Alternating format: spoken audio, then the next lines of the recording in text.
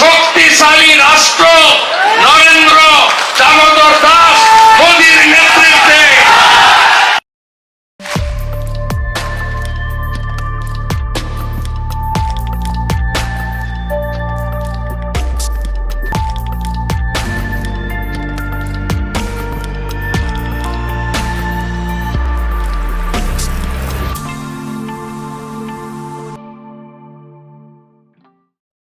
মির্জা ফখরুল কইছে না পশ্চিমা শক্তি বিএনপি ক্ষমতা দেখতে চায়, মনে আছে না? আবার শোনেন। বিএনপিকে দেখতে চায় এখন আন্তর্জাতিক বিশ্ব এবং বাংলাদেশের মানুষ। আচ্ছা, আপনাদের মনে ইচ্ছা আছে না ভারত কাকে বাংলাদেশে ক্ষমতায় দেখতে চায়? আমি আজ দেখামো ভারত কাক ক্ষমতার দেখতে চায়।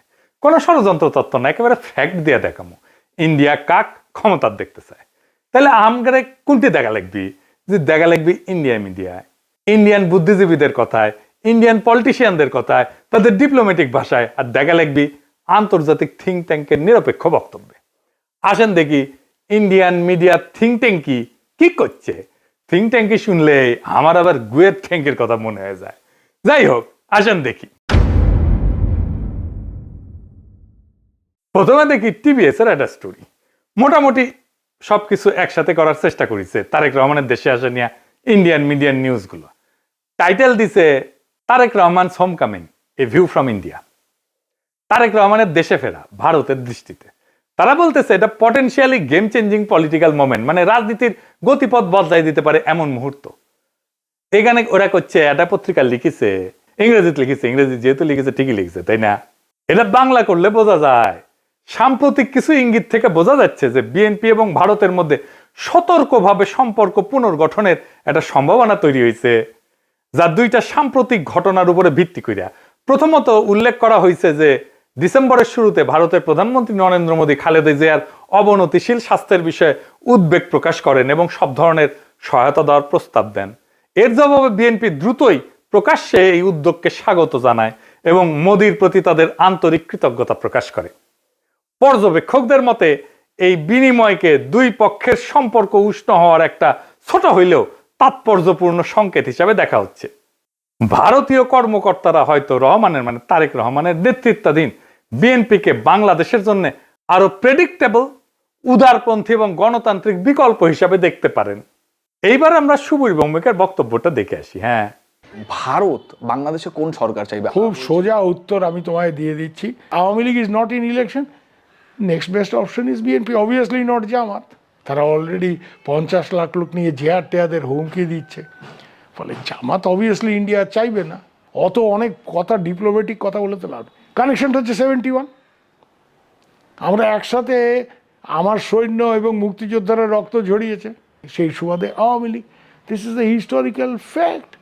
তো এই জায়গাতে হঠাৎ করে আজকে অন্য কিছু ডাইনামিক্স চলে আসবে, এটা তো আশা করাটাও ভুল। কিন্তু যে গভর্নমেন্ট আসবে তার সাথে ইন্ডিয়াকে তো ডিল করতে হবে। দেখেছেন?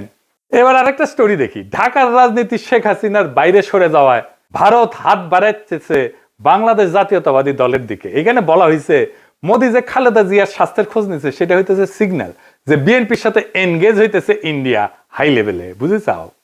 ডেকান হেরাল্ডে কয়া হইতেছে বাংলাদেশে শেখ হাসিনার বিকল্প হিসেবে তারেক রহমানের বিএনপির দিকে ঝোঁকের ইঙ্গিত দিচ্ছে ভারত।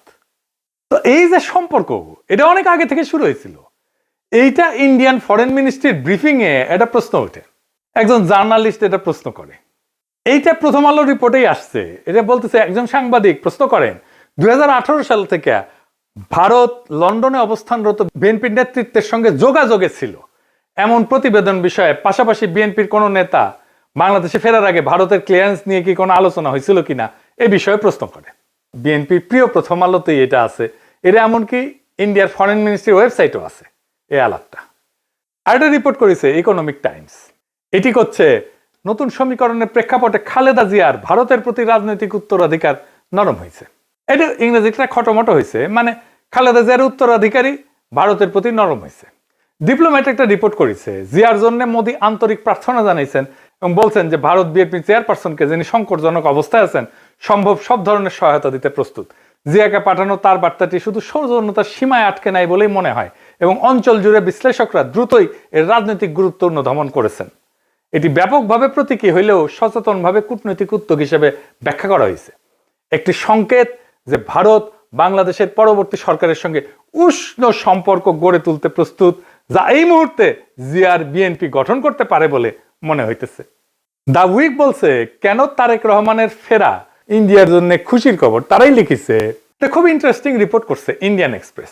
এটা প্রিমিয়াম কন্টেন্ট, মানে আপনাকে টাকা দিয়ে পড়া লাগবে। শিরোনাম হইতেছে, দশকের পর দশক প্রতিক্রিয়াশীল নীতির পর ভারতের প্রতি নিজেদের অবস্থান পুনর্নির্ধারণের সুযোগ পেয়েছে বিএনপি। বাবা, মেলা সুযোগ দিছে, তারা কি এই মুহূর্তটি কাজে লাগাতে পারবে? একদম শেষে বলছে, ভবিষ্যতে যদি ফেব্রুয়ারি নির্বাচনে বিএনপি জয় হয়, তাহলে ভারতের যে বিএনপির সঙ্গে তখন কাজ করতে হইতে পারে, সেই বিএনপি নিঃসন্দেহে আগের চেয়ে ভিন্ন হবে, নিঃসন্দেহে আগের চেয়ে ভিন্ন হবে, এবং সম্ভবত সহযোগিতার ক্ষেত্রেও আরো বেশি অনুকূল এবং গ্রহণযোগ্য হবে। আবার একটা জিনিস কথা বলছে, খুব ইন্টারেস্টিং কথা। বিএনপি স্ট্র্যাটেজি ঠিক করে দিচ্ছে। বিএনপি এই পথে কতটা অগ্রসর হবে তা অনেকটাই নির্ভর করবে দলটির পপুলিস্ট আবেগকে তুষ্ট করার প্রয়োজন এবং একই সঙ্গে রাজনৈতিক পরিসরটা জামাতের হাতে ছেড়ে না দেওয়ার কৌশলগত হিসাবের উপরে। বিশেষত গত এক দশকের বেশি সময় ধরে রাজপথের শক্তির উপরে নির্ভর করার অভিজ্ঞতার পর একই সঙ্গে বিএনপিকে সবসময় সচেতন থাকতে হবে আওয়ামী লীগের ক্ষমতায় ফেরার পথ তৈরির প্রচেষ্টা সম্পর্কে। শেষ পর্যন্ত ইতিহাস বলে দেয়, যদি বিএনপি 15 বছর ধরে প্রায় গোপন অবস্থায় থেকে নেতৃত্বের একটা বড় অংশ নির্বাসনে বা গৃহবন্দী থাকা সত্ত্বেও আবার জাতীয় রাজনীতির কেন্দ্রমঞ্চে ফিরে আসতে পারে, তবে আওয়ামী লীগও ঠিক তেমনটাই করতে সক্ষম। মানে বলে দিতেছে, মনে রেখো, আওয়ামী লীগ আবার ফিরে আসতে পারে। বাংলাদেশের রাজনীতিতে আওয়ামী লীগকে সমঝেছিল। এইবার দেখি ইন্ডিয়ানদের বিদেশি পোর্টালে কি বলছে বিএনপি নিয়ে। ইউরেশিয়া বলতেছে, ইংরেজি যেহেতু কয়েছে ঠিকই গেছে, তাই না? ভারত এবং বিএনপি উভয় উগ্র ইসলামপন্থী জামাত ইসলামীকে দূরে রাখার বিষয়ে আগ্রহী। এর লক্ষ্য হইল ভারত বাংলাদেশের সাথে ক্ষতিগ্রস্ত সম্পর্ক পুনর্গঠন করা এবং নিষিদ্ধ আওয়ামী লীগের রাজনৈতিক বৈধতা পুনঃপ্রতিষ্ঠার জন্য একটা সুযোগ সৃষ্টি করা। বুঝতে চাও? মানে আওয়ামী লীগকে আবার ফিরে আনার সুযোগ সৃষ্টি করার জন্য বিএনপির সাথে কাজ করবে ইন্ডিয়া। এবার দিকে আন্তর্জাতিক সংস্থার রিপোর্ট, ইন্টারন্যাশনাল ক্রাইসিস গ্রুপ। এটা একটা স্বাধীন অলাভজনক প্রতিষ্ঠান, আন্তর্জাতিক সংস্থা বলে বলা হয় আর কি। এটা নিরাপত্তা বিশ্লেষণ করে, রাজনৈতিক অস্থিতিশীলতা নিয়ে রিপোর্ট ছাপে, বিশ্বজুড়ে সংঘাত এটা নিয়ে রিপোর্ট ছাপে। তারা গবেষণাও করে, মাঠ পর্যায়ের তথ্য, কূটনৈতিক নেটওয়ার্ক, বিভিন্ন দেশের রাজনৈতিক পরিস্থিতি নিয়ে রিপোর্ট প্রকাশ করে। এবং এই ইন্টারন্যাশনাল ক্রাইসিস গ্রুপ ভারতের উপর নিয়মিত রিপোর্ট প্রকাশ করে, বিশেষ করে কাশ্মীর, দক্ষিণ এশিয়ার নিরাপত্তা, ভারত পাকিস্তান সম্পর্ক, মানবাধিকার এবং আভ্যন্তরীণ রাজনৈতিক উত্তেজনা নিয়ে। এরা লিখিচ্ছে, এটিও মনে হয় যে বাংলাদেশের রাজনৈতিক শক্তিগুলোর মধ্যে এই দলটি ভারতীয় স্বার্থ এবং উদ্বেগকে সম্মান জানাতে সবচেয়ে বেশি আগ্রহী ও গ্রহণযোগ্য অবস্থানে রয়েছে। অতীতে দলটিকে প্রায় ভারত বিরোধী হিসেবে দেখা হইলেও সাম্প্রতিক সময়ে তারা নিজেদের অবস্থান সংযত করার উদ্যোগ নিছে, জামাতে ইসলামের সঙ্গে দূরত্ব সৃষ্টি করছে এবং আওয়ামী লীগ যে ধর্মনিরপেক্ষ রাজনৈতিক পরিসরটি আগে দখলে রেখেছিল তার একটি অংশ দখলের দিকে অগ্রসর হয়েছে। বুঝছাও? আচ্ছা, এইবার আসেন বাংলাদেশের ভিতরে ইন্ডিয়ান ইন্টারেস্ট কি বলে সেটা দেখি। বাংলাদেশে কারা ভারতের স্বার্থ রক্ষাকারী? বাংলাদেশের দুইটা পত্রিকা মূলত ভারতের স্বার্থ রক্ষাকারী, বন্দের আলো আর দিল্লি স্টার। এরা এখন তো বিএনপির ক্ষমতা আসার কথা বলতেছে, বিএনপির গুণগান এমন ভাবে গাইতেছে যে মনে হইতেছে এটার মালিক এখন বিএনপি। এরা যাকে ক্ষমতায় দেখতে চাইবে, মনে রাখবেন ইন্ডিয়া তাদের ক্ষমতায় দেখতে চাইতেছে। আপনারা দেখবেন প্রথম আলো, দিল্লি স্টার ক্রমাগত বিএনপির নেতাদের, বুদ্ধিজীবীদের লেখা ছাপতেছে। আপনি দেখতে থাকবেন, এরপরে শুরু হবে যারা এতদিন আওয়ামী লীগের পক্ষে লিখতো, সোহরাব হোসেন, টোহরাব হোসেন ইত্যাদি। মিজানুর রহমান তো মারা গেছে, সে থাকলে আর সেও লেখা শুরু করতো। তারা প্রথম আলোতে বিএনপির পক্ষে লিখতো। তাই প্রথম আলো, ডেইলি স্টার ভারতের রাজনৈতিক অবস্থানের এটা লিটমাস টেস্ট। জানেন তো লিটমাস টেস্ট এটা কেমিস্ট্রির কথা, ক্ষার আর অম্ল চেনে আর কি, এটা কাগজ দিয়া। তাহলে এখন মনে হইতেছে প্রথম আলো, দিল্লি স্টার বাংলাদেশে থাকাই উচিত। এত সহজে ইন্ডিয়ার অন্দর মহলের খবর আমরা কিভাবে পাবো? ওদের কাছ থেকে যেটা পাবো সেটাই বুঝে নেবো এটা ইন্ডিয়ান খবর। আপনি দেখেন 2025 নিয়ে একটা ছবি আঁকছে প্রথম আলো। এর মধ্যে প্রথম আলো, ডেইলি স্টারে আগুন নিয়ে তো কান্নাকাটি আছে, কিন্তু সবচেয়ে উজ্জ্বল ছবিটা তারেক রহমানের। উনি ভার্চুয়াল থেকে রিয়াল হইতেছেন আর যাইতেছেন উড়িয়া ভোটের বাক্সের দিকে। পিছে তারেক রহমানের বিড়ালের ছবিও আছে। প্রফেসর ইউনূসের পাশে গরিলা দুর্মুষ পেটা করিচ্ছে, কিন্তু হাসিনার ছবিটা দাদির মতো নির্মল, কত ভালো মানুষ। এই যে প্রথম আলো, ডেইলি স্টার, এইটা যে আওয়ামী বাকশালী ইন্ডিয়ান অ্যাসেট, কোনো সন্দেহ আছে এখন? এর মধ্যে খালেদা জিয়ার প্রতি সম্মান জানাইতে ঢাকা এসেছিলেন ইন্ডিয়ার পররাষ্ট্রমন্ত্রী জয়শঙ্কর। সে অন্তর্বর্তীকালীন সরকার এবং বিএনপির কয়েকজন শীর্ষ ব্যক্তির সাথে কথা বলছেন। কি ছিল তার চাওয়া? 1 নাম্বার, দুই দেশের সম্পর্কের মধ্যে যে উত্তেজনা সৃষ্টি হয়েছে তা হ্রাস করতে হবে। 2 নাম্বার, আসন্ন জাতীয় সংসদ নির্বাচনে আওয়ামী লীগকে অংশগ্রহণের সুযোগ দিতে হবে। কি আবদার! 3 নাম্বার, আওয়ামী লীগকে নির্বাচনে অংশগ্রহণের সুযোগ দেওয়ার জন্য প্রয়োজনে 12ই ফেব্রুয়ারি নির্ধারিত জাতীয় নির্বাচনের তারিখ পিছাইতে হবে। এইটা প্রফেসর ইউনূস সরকারকে বলে গেছে। তারেক রহমানকে কি বলছে আমি জানি না, তবে অনুমান করি একই বার্তা দিছে। এই বার্তা কার জন্য? এই বার্তা অন্তর্বর্তী সরকারের জন্য এবং তাদের চোখে যারা ভবিষ্যৎ ক্ষমতা তাদের জন্য, তাদের সাথেই কথা বলছে। এখন একটা জিনিস পরিষ্কার করে বলা দরকার, বিএনপি এখানে কোনো চুজেন ফোর্স না ইন্ডিয়ার জন্য। তাকে যে পছন্দ করা হইতেছে তা কিন্তু না। বিএনপি এখানে কম্প্রোমাইজড অ্যাক্টর। তার মানে এমন একটা শক্তিতে সে রূপান্তরিত হয়েছে যারা আসলে ভারতের সাথে একটা কম্প্রোমাইজ করছে। ভারত বিএনপিকে চায় কারণ বিএনপি আদর্শিকভাবে শক্ত না, কাঠামোগতভাবে দুর্বল। যেই দল 15 বছর টিকে ছিল নির্বাসনে, মামলা হামলা গ্রেপ্তার গুনখুনে, আন্তর্জাতিক সহানুভূতিতে, আমাদের মতো ইন্ডিভিজুয়াল অ্যাক্টিভিস্টদের মরাল সাপোর্টে এবং অ্যাক্টিভিটিতে, সে দল জানে ক্ষমতায় ফেরার জন্য কোথায় নতি স্বীকার করতে হবে। সে তারেক রহমান জানে তার বাবাকে হত্যা করছে ভারত, সে জানে তার মাকে ক্ষমতাচ্যুত করছে ভারত, সে জানে তার নির্যাতনও করছে ভারত, মাজা ভেঙে দিছে ভারত, তার মাকে জেলে দিছে, ইন্ডিয়া তিলে তিলে তাকে মৃত্যুর দিকে ঠেলে দিছে।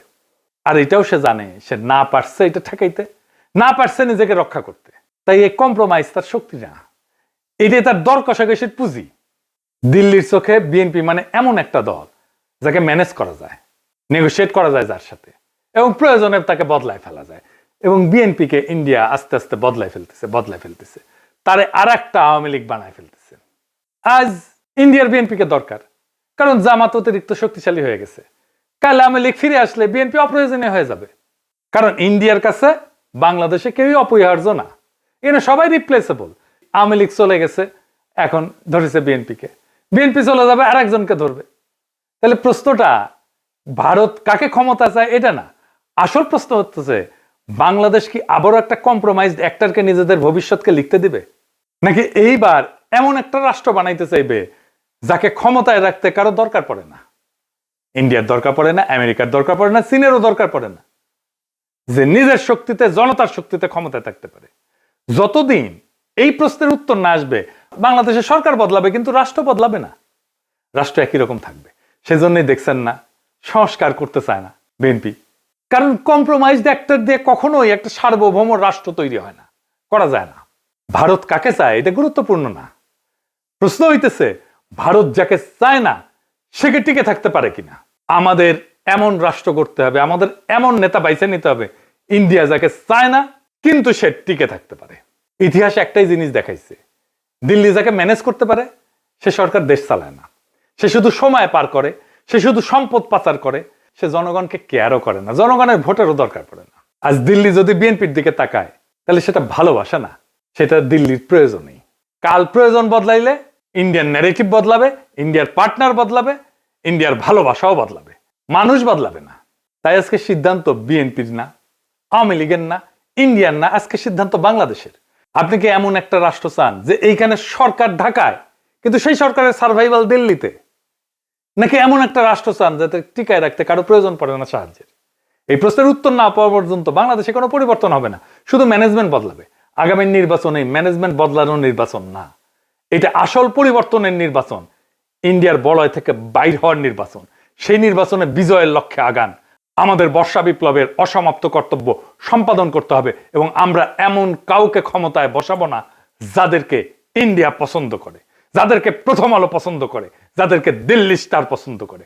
আমরা এমন কাউকে ক্ষমতায় আসবো যারা প্রথম আলো, দিল্লি স্টার, ইন্ডিয়া সবার চোখে চোখ রেখে বাংলাদেশের মানুষের সাথে লড়াই করতে পারবে। ইনকিলাব জিন্দাবাদ।